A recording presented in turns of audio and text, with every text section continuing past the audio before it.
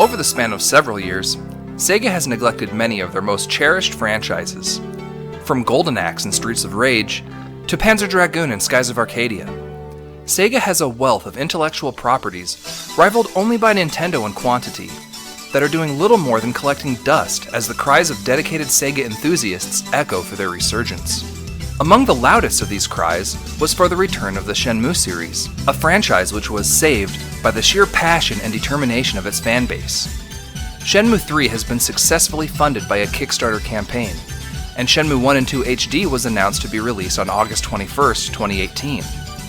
It appears that the Shenmue series has been saved, and as the incessant voices for more Shenmue finally quieted, I became aware of other voices calling out for the return of a related franchise, Virtua Fighter. More precisely, Virtua Fighter 6. At the time of this video, Sega has remained silent on the prospect of another installment in the Virtua Fighter series. The only recent uses of the Virtua Fighter IP seem to be the 2014 Japanese-only free-to-play mobile card game Virtua Fighter Fever Combo, the inclusion of Virtua Fighter characters in the roster of Dead or Alive 5 Last Round, and the recent inclusion of Virtua Fighter 5 Final Showdown in the arcade simulations of Yakuza 6, The Song of Life. Many fans of the Virtua Fighter series have reached out to me asking for my thoughts on the likelihood of Sega making a Virtua Fighter 6. In my opinion, the best chance for Virtua Fighter 6 to become a reality is for the 3D fighting game genre to continue to grow in popularity. To my surprise, the majority of Virtua Fighter fans that I have interacted with have not been familiar with the fact that Shenmue was originally intended to be a Virtua Fighter RPG.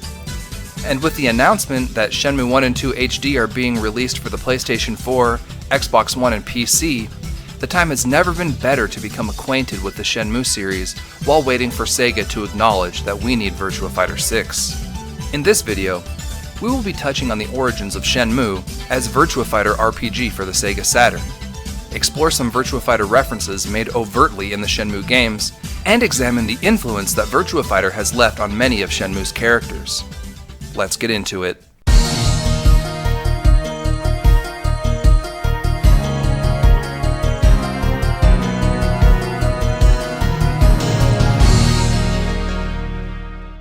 The story of Virtua Fighter RPG starts with Yu Suzuki, head of Sega's video game development team AM2.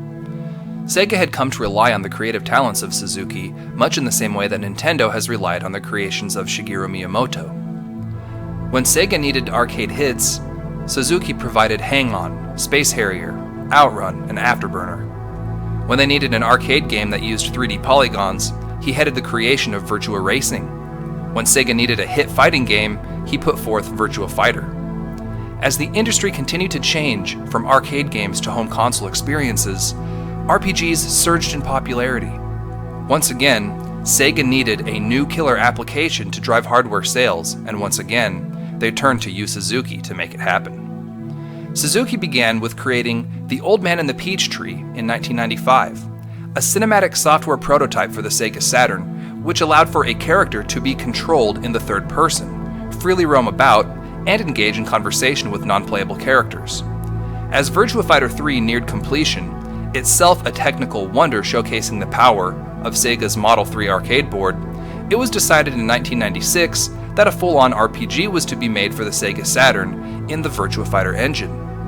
Concepts from the Old Man and the Peach Tree prototype were to be utilized as well in order to tell the story of franchise protagonist Akira Yuki in a Virtua Fighter RPG. Originally, Virtua Fighter RPG was envisioned as a saga comprised of 11 chapters in which Akira would experience the sadness of loss, departure from his home, conflict involving the martial arts, and the renewal of starting over.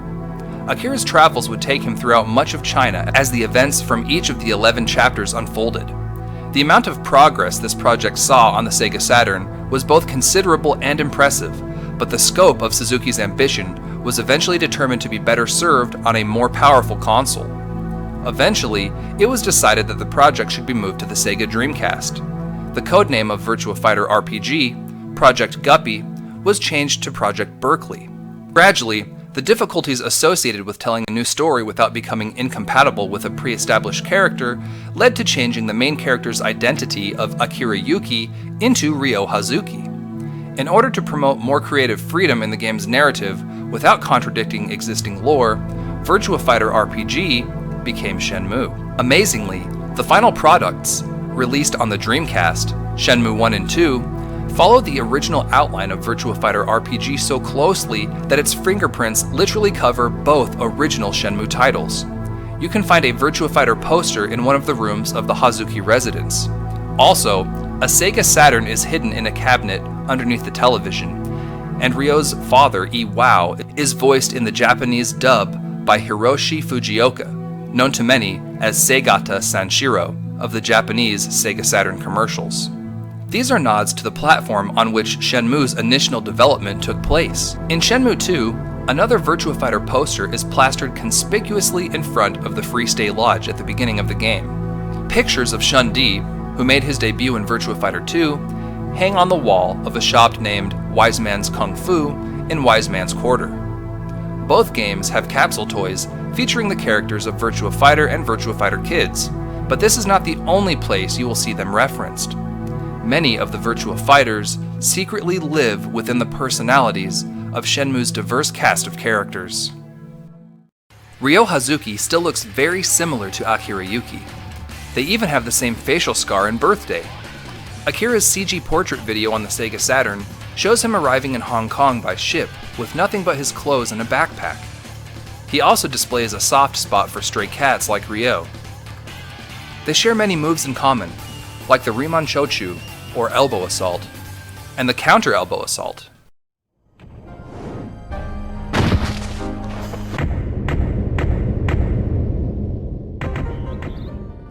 While there are many moves he shares with Akira, it is important to point out that Ryo has also seemed to absorb some of Jackie Bryant's characteristics. The leather jacket certainly seems inspired by Jackie's style, though this may also be a Space Harrier reference, and Ryo's love of racing certainly fits the MO of the Blue Flash.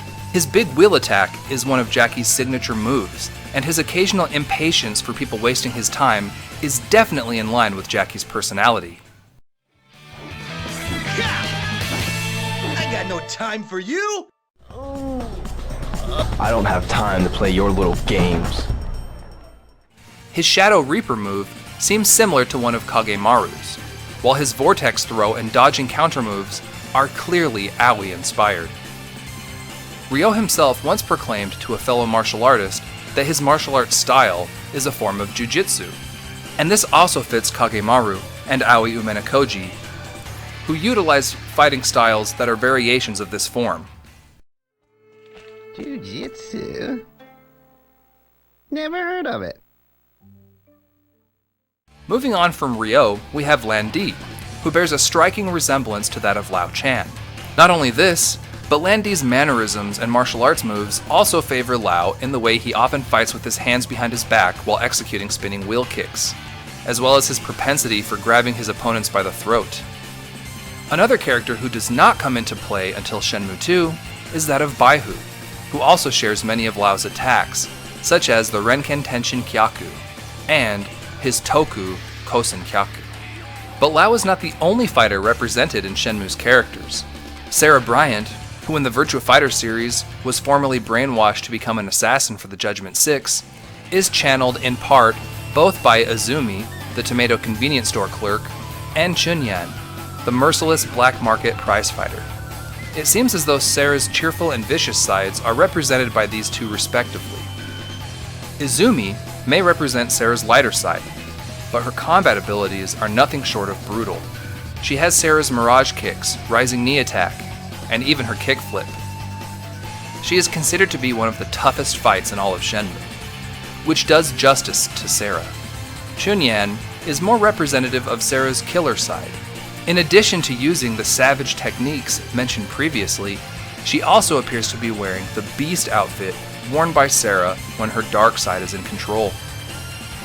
Rod Stunt makes use of pancratium in an underground fighting ring, the same art used by Jeffrey McWild.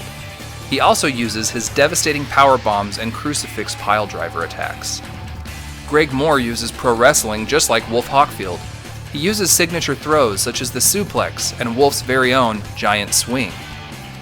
Master Chen and Guizan use moves similar to that of Pai. Chai's stance looks very similar to that of Lion's. Just to be clear, all the previously mentioned characters share many more martial arts moves with Virtua Fighter than these. The Shenmue games are inundated with Virtua Fighter references.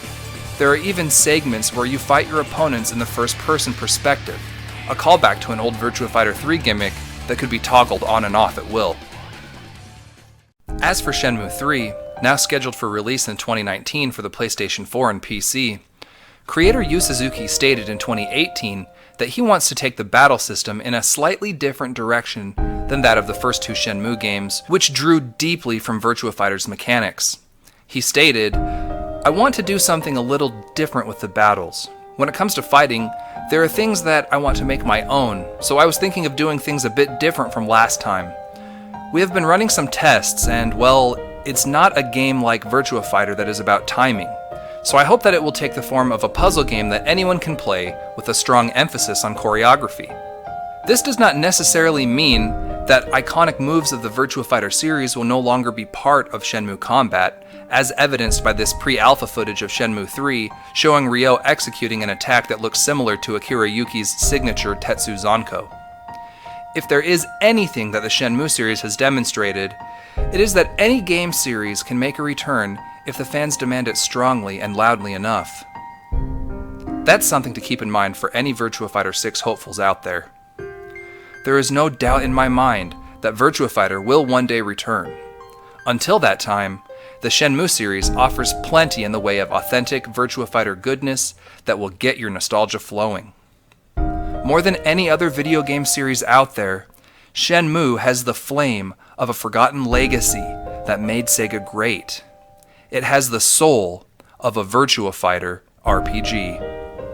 And with that, I'm going to bring this video to a close. Happy gaming, my friends. Look forward to some more Virtua Fighter and Shenmue content from me in the near future. Everyone be safe and take care until I see you again in the next video.